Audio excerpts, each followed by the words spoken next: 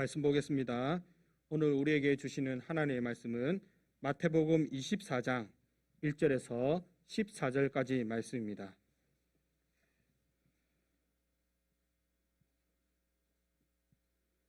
한 절씩 교독하시고 마지막 절은 합독하겠습니다.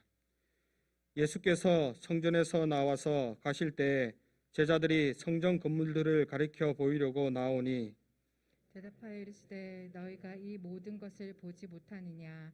내가 진실로 너희에게 이르노니 돌 하나도 돌 위에 남지 않고 다 무너뜨려지리라. 예수께서 감람산 위에 앉으셨을 때 제자들이 조용히 와서 이르되 우리에게 이르소서 어느 때에 이런 일이 있겠사오며 또 주의 임하심과 세상 끝에는 무슨 징조가 있사오리까? 예수께서 대답하여 이르시되 너희가 사람의 미혹을 받지 않도록 주의하라. 많은 사람이 내 이름으로 와서 이르되 나는 그리스도라 하여 많은 사람을 미혹하리라. 난리와 난리 소문을 듣겠으나 너희는 삼가 두려워하지 말라. 이런 일이 있어야 하되 아직 끝은 아니니라. 민족이 민족을 나라가 나라를 대적하여 일어나겠고 곳곳에 기근과 지진이 있으리니 이 모든 것은 재난의 시작이니라. 그때 사람들이 너희를 환난에 넘겨주겠으며 너희를 죽이리니 너희가 내 이름 때문에 모든 민족에게 미움을 받으리라. 그때 많은 사람이 실족하게 되어 서로 잡아주고 서로 미워하겠으며 거짓 선지자가 많이 일어나 많은 사람을 미혹하겠으며 불법이 성함으로 많은 사람의 사랑이 식어지리라. 그러나 끝까지 견디는 자는 구원을 얻으리라. 이 천국 복음이 모든 민족에게 증언되기 위하여 온 세상에 전파되리니 그제야 끝이 오리라. 아멘.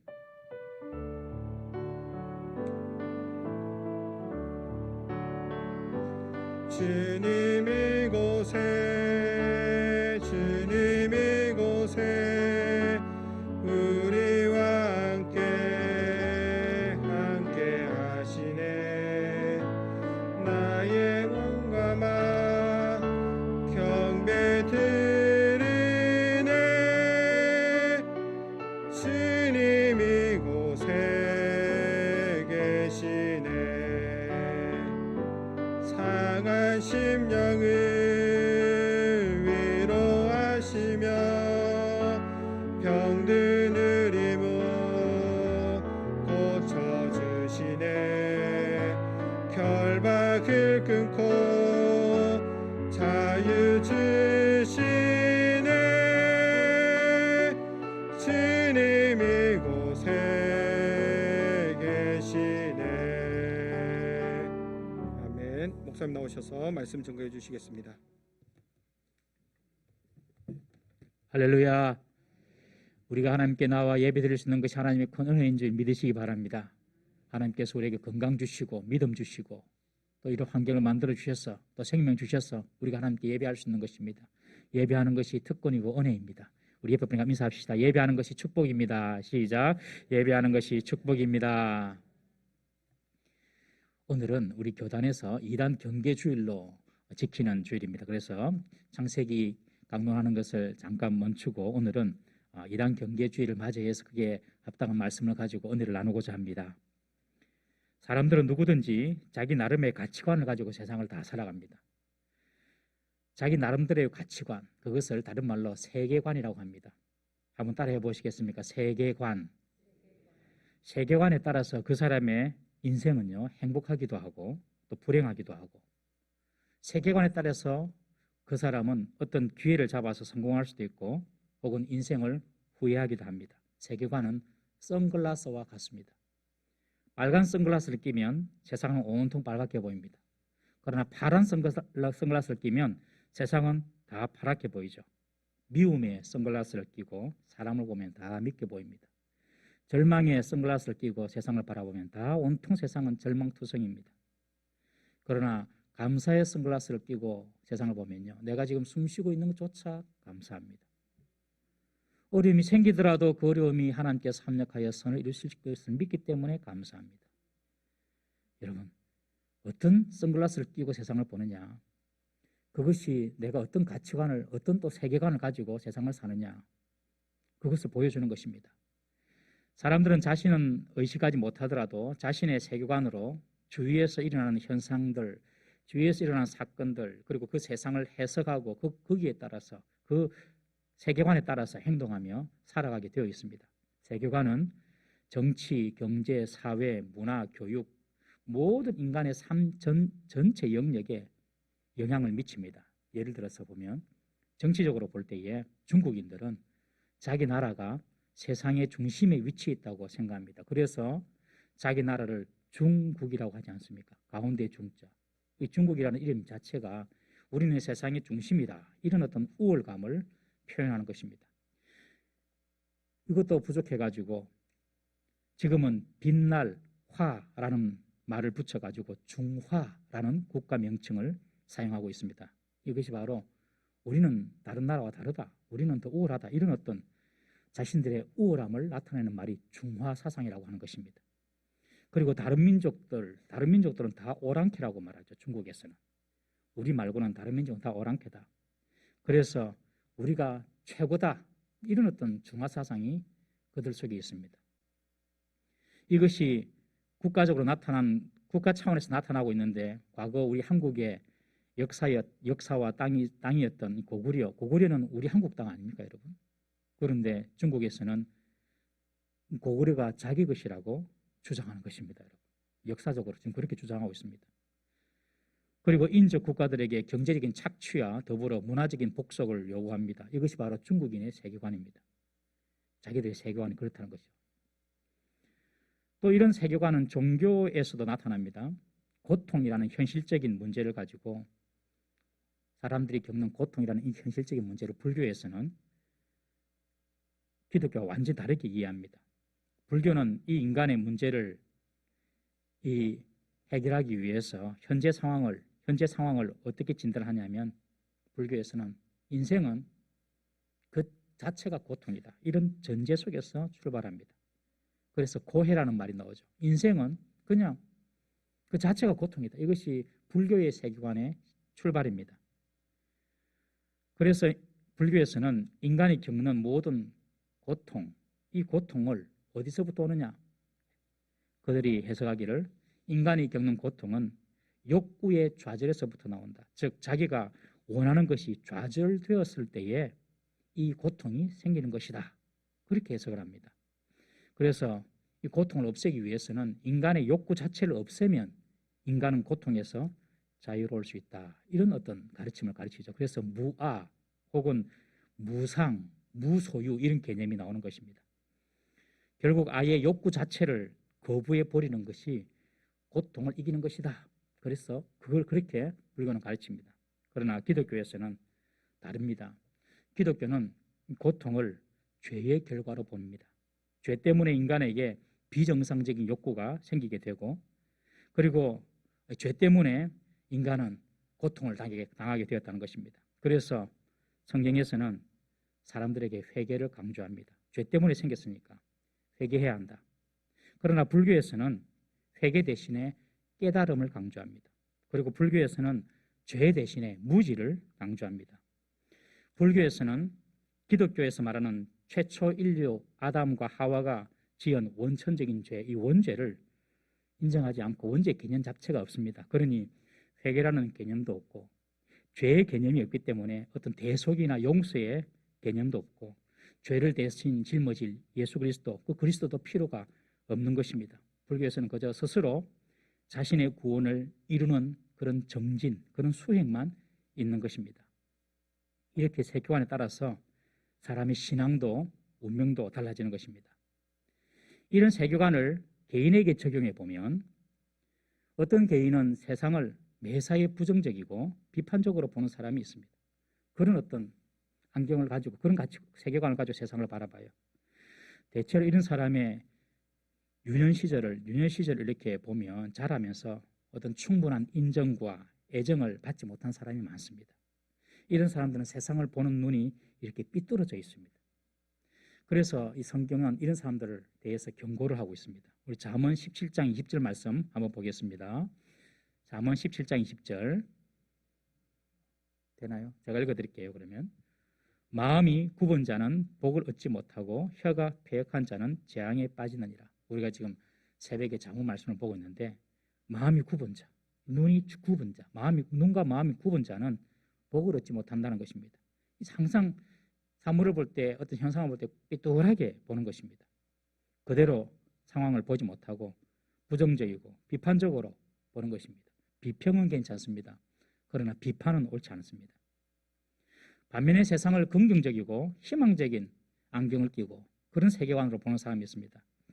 이런 사람들은 자라온 삶을 보면 가까운 사람들 또 혹은 부모님께 사랑과 인정과 애착을 충분히 받으면서 자란 사람이 많습니다.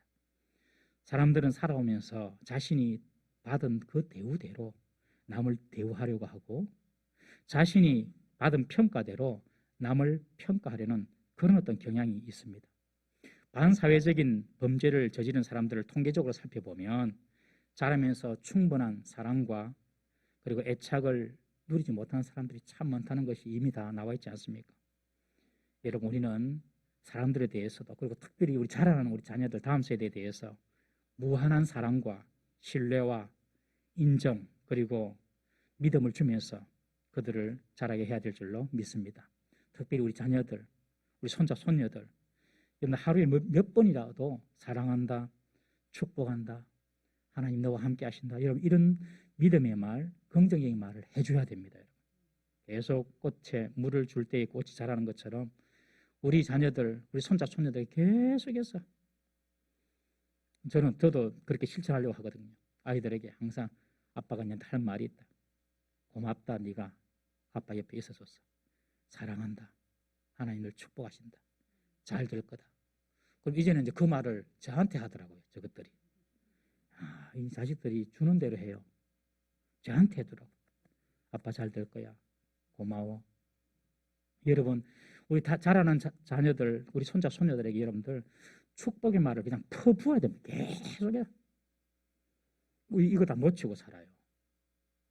꼭 그래 하셔야 됩니다. 무엇보다도 사람이 그리고 우리 자녀들이 하나님의 사랑을 깨닫는다면 그 인생은요, 희망과 소망의 세계관으로 바뀌게 될 것입니다. 하나님이 계신 줄 알고 그 하나님께서 나를 얼마나 사랑하신지를 알면 그 사람 인생이 바뀌는 것입니다. 머리털 나고 죄만 지으며 살았던 강도가 있었지 않습니까? 십자가 위에서 예수님과 함께 두 강도가 달렸습니다. 그런데 한쪽 편 강도는 예수님을 보고 자신을 구해달라고 이야기합니다. 예수님은 그 강도를 죄를 용서하고 네가 오늘 밤에 나와 함께 낙원에 있을 것이다.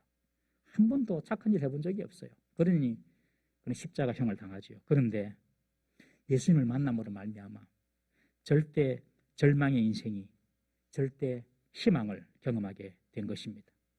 여러분, 어떠한 상황에서도 주님을 붙잡고 있으면 그것이 바로 희망이고 소망임을 꼭 믿으시기 바랍니다. 그러니까 그 하나님을 알게 되고 하나님의 사랑을 깨닫게 되면 세상을 다르게 보는 거죠. 다른 가치관으로 세상을 바라보게 되는 것입니다. 이렇듯 가치관이 중요합니다. 또 세상이 흐르는 시간 속에서도 가치관에 따라서 크게 두 가지 세계관으로 나누어집니다. 세상을 보는 세상의 시간을 보는 그런 가치관입니다. 첫 번째는 순환론적인 세계관입니다. 그리고 두 번째는 직선론적인 세계관입니다. 순환론적인 세계관은 이 세상은 그리고 이 세상을 살아가는 사람들의 생명은 마치 수레바퀴처럼 끊임없이 삶과 죽음이 순환되고 윤회한다는 것입니다. 세상에 있는 시간이나 사람의 생명은 그냥 끊임없이 그냥 윤회한다. 계속 순회하는 것이다. 순회하고 윤회한다라고 믿는 것입니다. 그것이 순환론적인 세계관입니다. 그러나 직선론적인 세계관은 사람이 한번 태어나고 그 다음에 죽고 그리고 죽은 이후에 영생이라는 새로운 단계가 있다. 계속 이런 새로운 단계로 나아가는 것이 바로 직선론적인 세계관입니다. 여러분들은 어떤 세계관이 마음에 듭니까? 순환론적인 세계관이 마음에 듭니까? 아니면 직선론적인 세계관이 마음에 듭니까? 성경은요, 직선론적인 세계관을 이야기합니다. 히브리서 9장 27절 말씀을 읽어보겠습니다. 히브리서 9장 27절 시작. 한 번 죽는 것은 사람에게 정해진 것이요 그 후에는 심판이 있으리니. 성경은요, 사람은 한 번 태어나서 죽고 그리고 심판이 있다라고 성경은 분명히 말씀하고 있습니다. 저는 개인적으로 직선론적인 세계관보다 순환론적인 세계관이 더 매력적입니다. 이 생에 한번 잘못 살았으면 다음 생에 한번 또 바로 살아보고, 이 생에 이렇게 한번 살았으면 다음 생에는 좀 다르게도 좀 살아보고, 그게 얼마나 매력적입니까? 그런데 성경은 인생은 단 한 번 사는 것이라고 합니다. 그리고 그 이후에는 심판이 있다라고 분명히 경고하고 있습니다. 그러니 인생을 대충 살 수가 없는 것입니다. 인생에는 연습이 없는 것입니다. 오늘 우리가 하루 사는 것도 어제와 다른 시간을 우리가 사는 것입니다. 그래서 하루하루를 마치 전 인생을 사는 것처럼 인생을 걸고 살아야 하는 것입니다. 여러분, 순환론적인 세계관을 가지고 있던 직설론적인 세계관을 가지고 있던 현명하게 믿는 것은 직선론적인 세계관을 가지고 사는 것입니다. 나중에 직선론적인 세계관을 가지고 살다가 죽어보니 세상은 그냥 돌아가는 것이네. 다시 태어나고. 이런 순환론적인 세계가 펼쳐지더라도 직선론적인 세계관을 가지고 사는 사람은 잃을 것이 없습니다. 그냥 그렇게 살면 되니까. 그런데 순환론적인 세계관을 가지고 살다가 세상이 그렇지 않네, 인생이 그렇지 않네, 죽고 나서 심판이 있고 막 그렇네, 이런 직선론적인 세계가 펼쳐지면 그 사람은 심판대 앞에 서게 되고 정말 난감하고 억울한 일을 당하게 되는 것이죠. 그러니 직선론적인 세계관을 가지고 사는 것이 현명하다는 것입니다. 직선론적인 세계관 속에는 개인의 종말과 그리고 온 세상 우주의 종말이 포함되어 있습니다. 우리 자신도 지금 이 세상도 끝을 향해 달려가고 있다는 사실을 우리는 꼭 알아야 합니다. 베드로후서 3장 12절 13절 말씀 한번 봅니다. 시작. 하나님의 날이 임하기를 바라보고 간절히 사모하라. 그날에 하늘이 불에 타서 풀어지고 물질이 뜨거운 불에 녹아지려니와 우리는 그의 약속대로 의가 있는 곳인 새 하늘과 새 땅을 바라보도다. 마지막 날에 하나님 날이 임하면 그날에 하늘이 불타고 물질, 이 지구가 불타고 다 녹아진다고 합니다. 그러나 하나님 약속을 믿는 자들은 새 하늘과 새 땅을 바라보게 될 것이다. 여러분, 저와 여러분들에게는 새 하늘과 새 땅이 예비되어 있음을 믿으시기 바랍니다. 이것이 직선론적인 세계관을 가지고 사는 사람들의 믿음입니다. 정말 우리에게 새 하늘과 새 땅이 있다. 이것은 얼마나 가슴 벅찬 일이 아닌지 모릅니다. 내가 이 땅에 80년, 90년 살다 그냥 죽는 것으로 끝이 아니고 나를 위하여 새 하늘과 새 땅이 펼쳐져 있다. 가슴 벅차지 않습니까, 여러분? 이 세상에 뭘 더 미련을 가지고 살겠습니까, 여러분? 정말 우리에게 이 땅을 어떻게 살아야 할지를 가르쳐주는 말씀입니다. 오늘 본문이 이 세상이 마지막이 될 때에 일어날 징조에 대해서 기록을 하고 있습니다. 마태복음 24장은 작은 요한계시록이다라고 불릴 정도로 말세에 관한 일과 그리고 예수님의 재림의 징조에 대해서 상세하게 언급이 되어 있습니다. 무엇보다도 이 예언은 다른 사람이 한 것이 아니라 예수님 당신께서 스스로 자신의 재림에 대해서 친히 말씀해 주셨다는 것이 중요한 의미가 있는 본문입니다. 예수님께서 외식하는 서기관과 바리새인들을 향하여서 화를 선포하시고 난 이후에 성전을 나오시는데 제자들이 당시 헤롯이 짓고 있는 그 성전의 위용을 감탄하면서 예수님 저 화려한 성전 좀 보십시오. 저 웅장함을 좀 보십시오. 그렇게 말할 때입니다. 그때 예수님은 제자들에게 돌 위에 돌 하나도 남지 않고 철저히 파괴될 것이다. 그렇게 예언하셨습니다. 이 성전은 당시 유대의 분봉왕이었던 헤롯 대왕이 유대인들의 환심을 사고 그리고 자신의 왕권을 강화할 목적으로 세운 인본적이고 정치적인 성전이었습니다. 예수님의 그 예언대로 40년쯤 지나고 난 이후에 로마의 티투스 장군에 의해서 AD 70년경 예루살렘 성전은 완전히 파괴되고 그리고 예루살렘 성전의 동쪽 벽만 남아서 지금까지 남아 있습니다. 그 벽을 통곡의 벽이라고 그렇게 지금 이스라엘에서 부르고 있습니다. 제자들은 이런 무서운 일이 언제 일어날지 궁금했습니다. 그래서 그들은 예수님께서 감람산 위에 앉아 계실 때 조용히 묻습니다. 제자들의 질문은 두 가지로 나타나는데 하나는 예수님 과연 어느 때에 예루살렘 성전이 무너지겠습니까? 하고 묻는 질문 하나고요. 두 번째는 주님이 임하실 때에 세상의 종말에는 무슨 징조가 있겠습니까? 하고 질문한 것입니다. 유대인들의 사고에는 성전이 파괴되면 세상의 종말이 온다 이런 어떤 생각이 있었기 때문입니다. 그래서 예수님은 세상의 종말에 대해서 일어날 징조에 대해서 말씀하시는 것이 오늘 본문입니다. 세상의 종말에 일어날 일들이 어떤 일인지 오늘 말씀을 통하여 보고자 합니다. 첫 번째 4절 5절 우리 다시 한번 읽어봅니다. 4절 5절 시작. 예수께서 대답하여 이르시되 너희가 사람의 미혹을 받지 않도록 주의하라. 많은 사람이 내 이름으로 와서 이르되 나는 그리스도라 하여 많은 사람을 미혹하리라. 말세 때에 첫 번째 징조가 뭐냐면 자신이 그리스도라고 말하는 사람이 많을 것이라는 것입니다. 자신이 그리스도라고 말하는 사람이 많아지고 그들이 사람들을 미혹할 것이라는 것이죠. 여러분 말세 때가 될수록 가짜 그리스도가 많아진다는 것입니다. 그리스도가 여기 있다 저기 있다 하는 소문이 있을 것입니다. 다 가짜 뉴스입니다. 여러분 가짜가 있다는 것은 진짜가 있기 때문에 가짜가 있는 것이죠. 진짜 명품이 있기 때문에 짝퉁이 생기는 것입니다. 진패가 있기 때문에 위패가 생기는 것입니다. 1만 원짜리, 5만 원짜리는 위조 지폐가 있어도 2만 원짜리, 3만 원짜리는 위조 지폐가 없죠. 왜냐하면 아예 그런 돈의 단위가 없기 때문에 그렇습니다. 예수님이 진짜니까 가짜 예수님, 가짜 그리스도가 많이 말세대로 갈수록 생겨나게 된다는 것입니다. 자기가 예수님 행세하는 사람 많습니다. 여러분 통일교 우리 시대 통일교가 아주 유명했지 않습니까? 문선명 씨 지금은 세계평화 가정통합연합 세계평화 가정통일연합이라는 제목으로 통일교라는 이름 안 쓰거든요. 가정을 위해서 뭐 한다 이런 식으로 해가지고 지금 이름 바꿔서 하고 있는데 이 통일을 위해서 이 문선명이를 참 부모 참 하나님으로 믿었습니다. 지금 죽었죠. 죽었지만 영으로 살아있다. 그렇게 그들은 가르치고 있습니다. 그리고 통일교에서 나온 이 애천교 통일교에서 나왔거든요. 이 애천교는 JMS, 지저스, 모닝스타 이런 표현을 써가면서 정명석이 이니셜이 정명석 JMS거든요. 그러니까 자기가 새벽별이고 정명석이가 새벽별이고 정명씨가 제레미야수다. 그렇게 가르칩니다. 애천교에서는. 그리고 우리가 또 잘 아는 천부교에서는 박태선을 성령으로 또 재림 예수로 믿고 있습니다. 하나님의 교회에서는 안상홍을 하나님으로 믿었어요. 그런데 안상홍이 죽었어요. 죽으니 이제는 자기 부인 장길자를 어머니 하나님으로 믿고 있지 않습니까?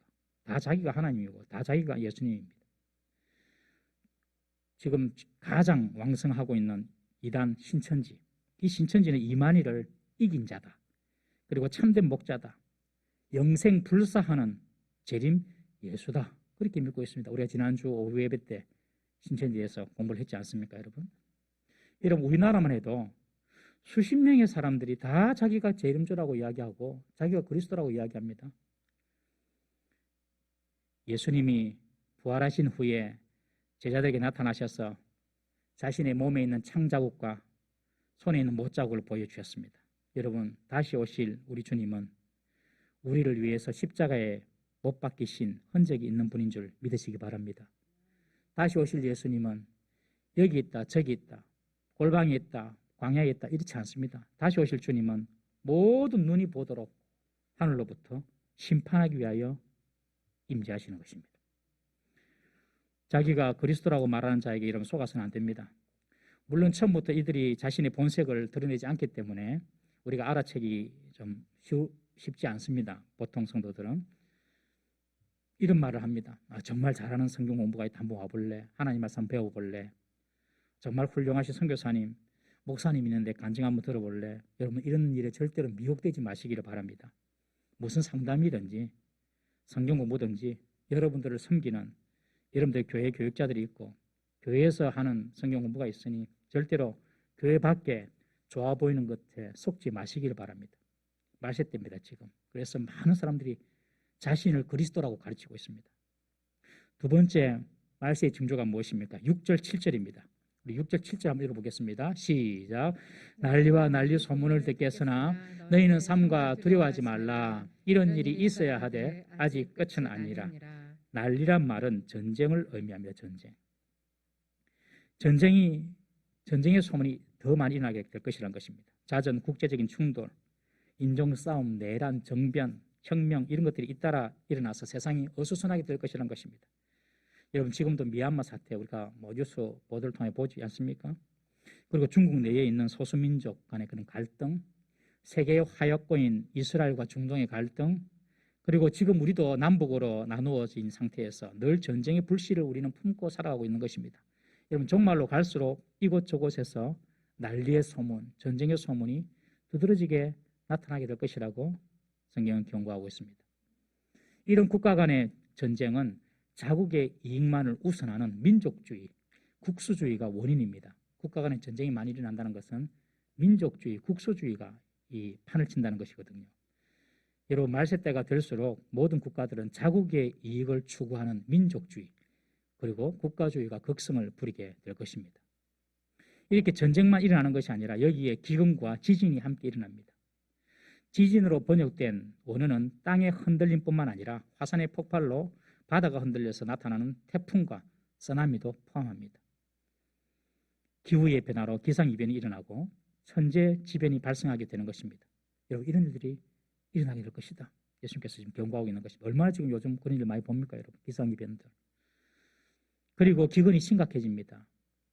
지금 세계에 하루 세 끼를 마음껏 못 먹고 사는 사람들이 세계 인구의 3분의 1이 넘는다고 합니다. 여러분.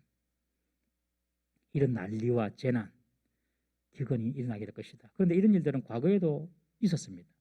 그렇지만 말세대로 갈수록 이런 재난이나 그리고 이런 기근, 이런 전쟁이 규모적이나 피해 면에서 더 확대되고 더 심각해지고 더 빈번해진다는 것입니다. 이번 코로나 전염병으로 세계의 누적 감염자 수가 1억 7천 명이 이상 돌파되었습니다. 감염자가 1억 7천 명이 넘습니다. 사망자가 400만 명이 넘습니다. 여러분. 엄청나지 않습니까? 전염병으로 이렇게 전 세계가 고통을 받은 적은 역사상 없었습니다. 이전에 전염병은 한 지역에서 유럽 이런 식으로 일어났지 전 세계적으로 이렇게 고통받는 적은 없었어요. 그런데 성경은 말세 때 가까이 갈수록 전 세계에 3분의 1이 죽음을 당하는 재앙이 나타날 것이라고 경고하고 있습니다. 그러니 이런 전염병이나 이런 재난이 점점 범위가 확대되고 더 넓어진다는 사실이죠. 여러분 우리가 그런 사실을 볼 때에 정말 주님이 오실 때가 가까이 오고 있구나. 난리의 소문을 들을 때에 정말 말세 때 가까이 오고 있구나. 마치 지혜로운 다섯 처녀가 신랑을 예비하듯 우리는 주님을 만날 우리의 신앙을 준비해야 할 줄로 믿습니다. 뉴스를 봐도 무슨 말인지 모르고 그냥 넘어가면 안 된단 말이죠. 깨어 있어야 됩니다. 세 번째 말세의 징조에 대해서 9절 10절 말씀하고 있습니다. 9절 10절 있습니다. 시작. 그때에 사람들이 너희를 환난에 넘겨주겠으며 너희를 죽이리니 너희가 내 이름 때문에 모든 민족에게 미움을 받으리라. 그때에 많은 사람이 실족하게 되어 서로 잡아주고 서로 미워하겠으며. 세 번째 말세의 징조는 뭐냐면 여러분 믿는 자들이 박해를 받는 시간이 올 것이라는 것입니다. 여러분 지금 기독교가 박해를 받습니까? 안 받습니까? 잘 모르죠. 우리는 대한민국에 사니까. 초대교회 이후로 기독교는 지금까지 박해를 받고 있습니다. 여러분 알고 계십니까?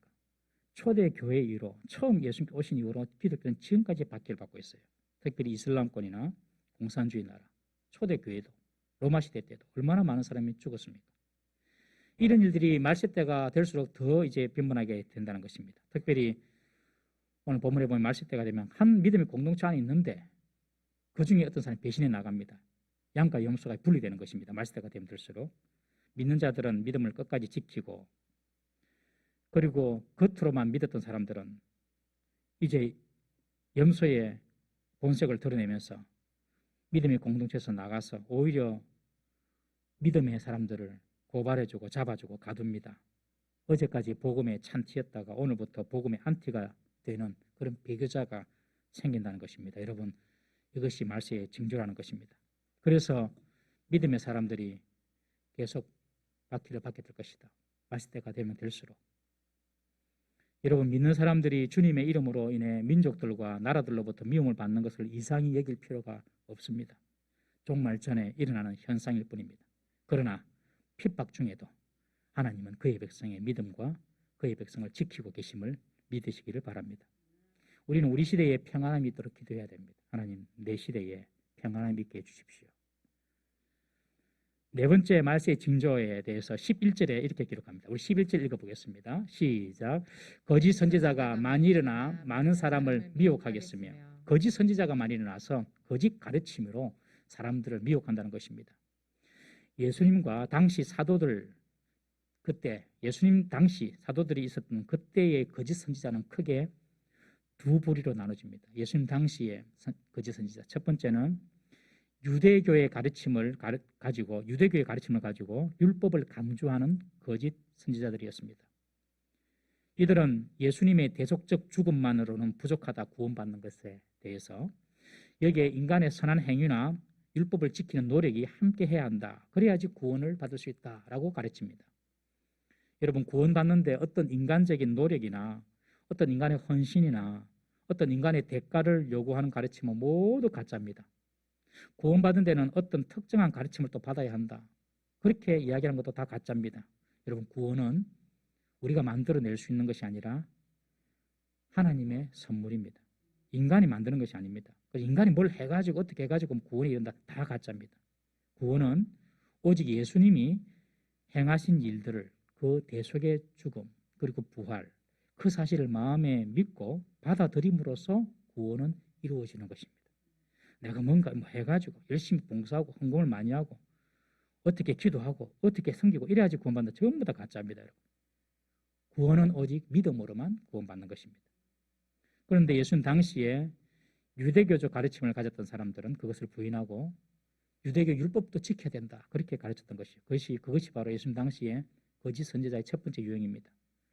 두 번째, 예수님 당시에 거짓 선지자들은요, 이원론적인 가르침으로 육과 영을 분리하면서 가르쳤던 거짓 교사들이 있었습니다. 이원론적인 가르침. 이것이 뭐냐?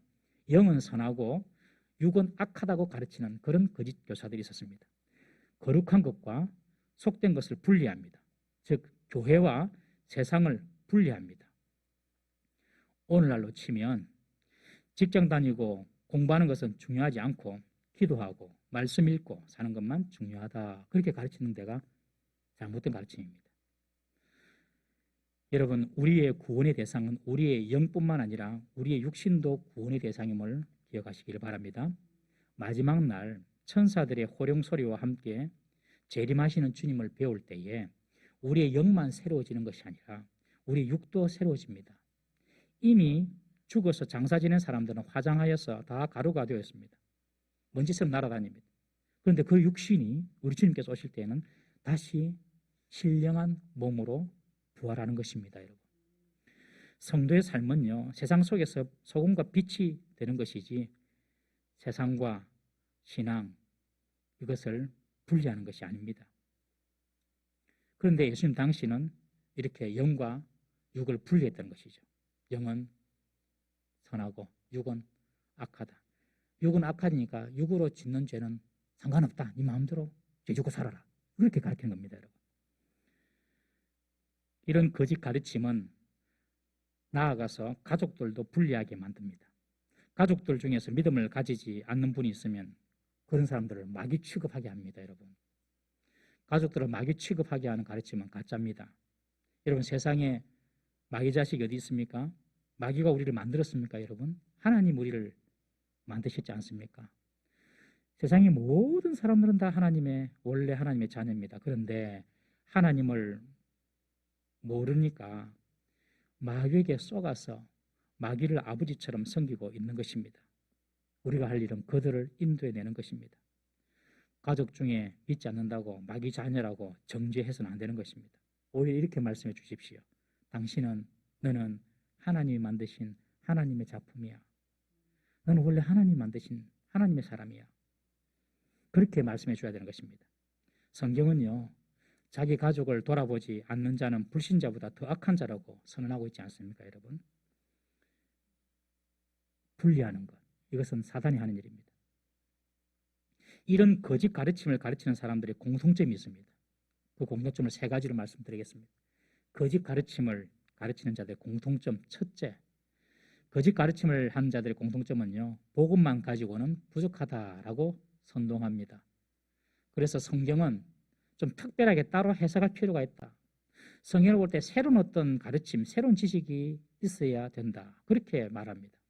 여기에서 수많은 이단들이 성경을 자기 입맛에 맞게 성경을 풀이하고 해석합니다. 이렇게 말하는 데를 조심해야 됩니다. 우리는 성경의 비유를 특별하게 푼다, 비유풀이한다, 비유를 어떻게 푼다, 이런 용어, 비유풀이 이런 데 조심해야 됩니다. 두 번째, 성경은 모든 짝이 다 있기 때문에 성경은 성경으로 풀어야 된다. 여러분 성경을 성경으로 당연히 풀어야 되지요. 그런데 이것을 자꾸 강조합니다. 성경은 모든 짝이 있기 때문에 성경은 성경대로 풀어야 돼. 그렇게 말하는 데가 거의 98% 잘못된 것입니다. 그래서 복음만 가지고는 부족하고 뭔가 특별한 가르침이 특별하게 성경을 보는 눈을 가지고 있어야 돼. 그렇게 가르치는 것. 여러분들 그거 다 거짓 가르침하는 자들의 공통점입니다. 두 번째는요. 거짓 가르침하는 자들의 공통점은 기존 교회에는 구원에 문제가 있다. 기존 교회에는 구원의 결함이 있다. 그렇게 선동합니다. 이것은 기존 교회에 대한 부정적인 시각을 심게 만듭니다. 그래서 기존 교회가 가르치는 것은 부족하다라고 이야기하고 또 나아가서 기존 교회의 허물을 막 드러내고 교회에 대해서 불신을 조장합니다. 여러분 교회에 대해서 불신을 조장하게 하는 그런 가르침 다 거짓 가르침을 하는 자들의 공통점입니다. 그리고 성도 간에도 불신하게 만들고 그래서 교회의 신뢰를 갖지 못하게 합니다. 교회에 대해서 자꾸 부정적인 이야기하는 사람들. 교회가 완전하지 않죠. 부족한 부분이 많죠. 그렇지만 그것을 자꾸 부정적으로 이야기하면서 교회에 대한 신뢰를 떨어뜨리게 하는 것. 그래서 구원마저도 기존 교회에서는 구원을 보장받을 수가 없다. 이런 식으로 교회의 부정적인 생각을 자꾸 갖게 하는 것. 거짓 가르침을 하는 자들의 특징입니다. 이런 방법은 초대 교회 때도 악한 자들에 의해서 사용되었던 방법입니다. 우리 사도행전 14장 2절 말씀 한번 보겠습니다. 시작. 그러나 순종하지 아니하는 유대인들이 이방인들의 마음을 선동하여 형제들에게 악감을 품게 하거늘. 그 당시 율법을 통하여서 구원을 이루는 그런 가르침하는 거짓 가르침을 주는 유대인들이 헬라인들, 이방인들의 마음을 막 선동해가지고 교회에 있는 형제들에 대해서 악감을 품게 하는 것입니다. 악감을 품게 하고 교회에 대해서 부정적인 생각을 가지게 하고 이것이 바로 거짓 가르침을 하는 거짓 선지자들의 특징입니다. 특히 교회의 지도자들을 비방하고 교회 지도자들의 약점을 들춰냅니다. 옛날에 신천지가 교회를 공개하는 수법 중에 산 옮기기 전략이 있습니다. 들어보셨죠? 산 옮기기 전략, 산을 옮긴다는 것입니다. 이런 내용입니다. 어떤 교회가 있으면 그 교회 신천지 교인이 침투합니다. 그 교회 신천지 교인들이 세가족으로 침투해가지고 열심히 봉사합니다. 몇 년 동안 열심히 봉사하고 난 이후에 그 교회에서 아주 중요한 중직자 자리를 딱 꿰찹니다. 그리고 성도들을 선동하여서 담임 목사의 허물과 실수를 부풀려가지고 성도들로 하여금 목사에 대해서 불신하게 만듭니다. 그리고 성도들과의 관계를 이간질합니다. 나중에 그래가지고 세력을 만들어서 목사를 축출합니다. 목사를 축출하고 난 이후에 자기들 교회, 신천지 교회 강사들을 불러와가지고 목사를 청빙합니다. 그래서 교회가 통째로 다 신천지로 넘어가는 전략이 바로 산 옮기기 전략입니다. 이 거짓 가르침을 한 자들의 공통점입니다. 교회에서 부정적인 이야기하게 하고 교회 분열시키고 성도 간에 서로 불신하게 만들고 그래가지고 교회가 막 만신창이가 되게 하고 거짓 가르침을 전하는 자들의 공통점. 복음만 가지고는 부족하다. 성경을 따로 풀 수 있어야 된다. 기존 교회는 구원의 결함이 있고 문제가 있고 성도들 간에 불신을 조장한다. 이것이 바로 거짓 가르침을 하는 자들의 공통점입니다. 셋째는요. 개인의 주관적인 체험이나 사상을 앞세웁니다. 특히 교주가 어떤 다른 특별한 계시를 받은 것처럼 사람들을 미혹합니다. 꿈이나 직관을 통하여서 내게 새 계시가 임했다. 그렇게 거짓 선동을 하는 것입니다. 성도 중에서도 이런 꿈이나 환상 등 신비한 체험을 중요하게 여기는 분들이 있습니다. 이것을 성령의 역사라고 생각하는데 그렇지 않습니다. 하나님이 때로는 꿈으로 보여주기도 합니다만은 그러나 무엇보다도 기독교는 말씀의 종교라는 사실을 꼭 기억하십시오. 말씀대로만 믿어야 합니다. 예수님의 말씀만 따라가야 됩니다. 여러분 말씀을 따라가면 어떤 일이 벌어지냐면 사람이 변합니다. 여러분 환상을 보고 어떤 희한한 신비적인 체험을 하고 그것이 성령의 역사가 아니라 예수님의 말씀만 쭉 따라가다 보면 그것이 성령의 역사인데 성령께서 역사하시면 열매가 나타나죠. 그 열매가 무엇이냐? 그 사람의 인격이 변하고 그 사람의 삶의 목적이 변합니다. 꼭 이걸 아셔야 돼요. 이것이 바로 성령의 역사인 것입니다. 그래서 개인적인 주관적인 체험 이런 사상들을 말씀보다 앞세우는 것, 이것이 바로 거짓 가르침을 하는 자들의 공통점입니다. 말씀을 가지고 이야기하지 않고 자꾸 자기네 경험과 체험 가지고 이야기하는 것, 거기에 속으면 안 되는 것입니다. 다시 본문으로 돌아와서 말세의 징조에 대한 5번째 징조가 있습니다. 12절 말씀입니다. 우리 12절 읽어봅니다. 시작. 불법이 성함으로 많은 사람의 사랑이 식어지니라. 말세의 징조로 이런 불법이 성하고 사랑이 식어진다고 합니다. 불법이 성한다는 것은 이 세상의 악이 번성함을 말합니다. 하나님의 말씀을 대적하는 세상 문화가 판을 치게 된다는 것입니다. 오늘 얼마나 이 세상 문화가 하나님 말씀을 대적합니까? 불법이 성합니까? 동성애, 동성결혼, 종교다원주의 등 하나님이 창조하신 원리를 무시하고 자기 좋을 대로 행사합니다. 자기 좋을 대로 행하면 악한 행동만 하기 쉽지요. 말세 때는 이렇게 하나님 말씀에 위배되는 불법이 우리의 생활 전반에 자라게 된다는 것입니다. 그리고 사랑이 식어진다는 것입니다. 3, 40년 전만 해도 제가 어릴 때만 해도 동네 사람들 다 알고 지냈습니다. 동네 사람들이 어떤 사람이 다 알고 지냈어요. 그리고 동네 길을 걸어가다 보면 어른들이 보면 다 인사하고 지냈어요. 여러분도 그렇지 않습니까? 다 인사하고 지냈어요. 동네 지나가면서 어른들에게. 그런데 오늘날 아파트로 집 간 거리는 더 가까워졌는데 앞집에 누가 사는지도 잘 모릅니다. 사랑과 관심이 식어졌다는 것입니다. 철저한 개인주의자, 개인주의 삶, 그리고 자기중심주의의 삶으로 인해서 세상이 사랑이 식어지고 있습니다. 사회뿐만 아니라 진짜 사랑해야 될 가족 간에도 사랑이 식어지고, 그리고 하나님의 사랑이 있어야 될 교회 안에조차도 사랑이 식어지는 시대를 살고 있습니다. 이것이 말세의 징조입니다. 여러분, 우리 교회는 사랑이 있습니까? 사랑이 있어야 할 줄로 믿습니다. 교회가 사랑이 없어져요. 말세의 징조입니다. 말세의 징조. 이 시대 자체가 서로에 대한 관심과 사랑을 잃어버리는 시대를 우리가 살고 있습니다. 여러분, 교회에 들어오면 반드시 교회는 따뜻해야 합니다. 따뜻함을 느껴야 됩니다. 그리고 나 같은 사람도 존중받고 나 같은 사람도 함께 기도의 대상이 될 수 있고 나 같은 사람을 위해서도 교회가 움직여주구나, 이런 감동을 받아야 하는 것이 교회입니다. 저는 우리 동부산울교회가 정말 서로를 귀하게 여기고 사랑하는 그런 교회가 되기를 주의 이름으로 축원합니다. 말세 때가 될수록 사랑이 식어진다. 말세의 징조다. 이 사실을 꼭 기억하십시오. 그래서 교회가 사랑으로 풍성해지면 하나님께서 그 교회에 더 많은 영혼을 부어줄 줄 믿으시기를 바랍니다. 마지막으로 예수님은 이 말세 때를 천국 복음이 모든 민족에게 전파될 때라고 말씀하십니다. 그리고 복음 전가하는 삶을 살도록 우리에게 요청합니다. 끝까지 인내하며 견디며 복음 전가하는 것, 그것이 바로 우리 성도의 삶이 되어야 한다고 말씀하고 있습니다. 여러분, 이단을 대처하는 방법, 그리고 예수님의 재림을 앞당기는 방법, 다른 데 있는 것이 아닙니다. 복음을 전가하는 것입니다.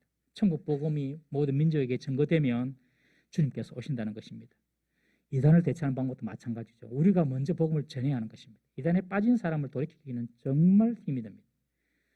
우리가 믿지 않는 자들에게 복음을 전가하는 그 에너지가 한 10이 든다고 하면 이단에 빠졌다가 다시 회심시키는 사람 100 이상 됩니다. 힘이. 우리 자녀 복음을 전해야 됩니다. 우리 친척에게 복음을 전해야 됩니다. 우리가 가까운 사람에게 복음을 전하지 않으면 그들이 이단에 빠질 수도 있습니다. 여러분, 꼭 기억하십시오. 예수님은 세상의 종말을 말씀하시면서 언제 이런 일이 나겠다, 시간에 대해서 말씀하지 않습니다. 그것은 아들도 모르고 당신도 모르고 오직 아버지 하나님만 아신다, 그렇게 말씀하지 않습니까? 시한부 종말론처럼 언제, 몇 월, 몇 시, 그때 예수님이 오신다, 이렇게 말한 것 전부 다 가짜입니다. 여러분.